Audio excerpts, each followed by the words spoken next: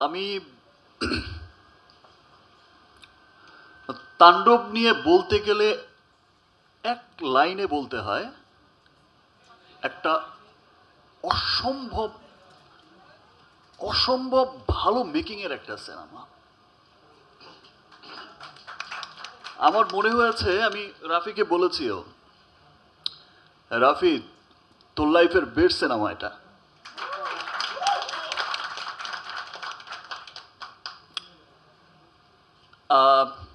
এই প্রোডাকশন, এই যে এই প্রোডাকশন হাউস আছে, এই কোলাবোরেশনের সাথে এটা আমার সেকেন্ড কাজ।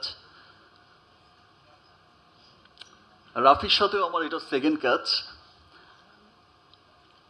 আমি ডাবিংয়ে যখন ডাবিং করেছি আর দেখেছি সিনেমা, তখনই আমার কাছে মনে হয়েছে ইয়েস,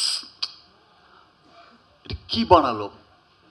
এবং তাণ্ডব কিন্তু অসম্ভব পরিশ্রমের একটা সিনেমা। তাণ্ডবের ফাইট যেমন অসাধারণ হয়েছে, গান অসাধারণ হয়েছে, স্টোরিও অসাধারণ স্টোরি। আমি তাণ্ডবের শিল্পী হয়েও আমি মন্ত্রমুগ্ধের মতো দেখেছি। Wow, what a film! দেখেই মনে হয়েছে কি চমৎকার সিনেমা। তাণ্ডবের এন্টায়ার টিম, তাণ্ডবের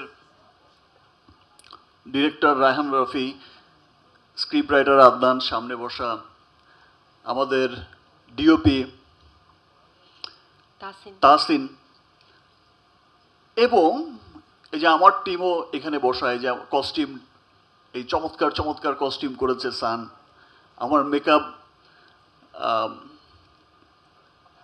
তারেক। তো এন্টায়ার টিম তাণ্ডবের এত পরিশ্রম করে কাজ করেছে এবং মন দিয়ে কাজ করেছে। এবং তাণ্ডবে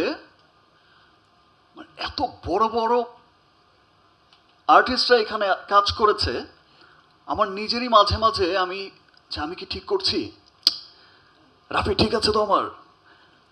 কার কথা বলবো তাণ্ডবে? আফজাল ভাই,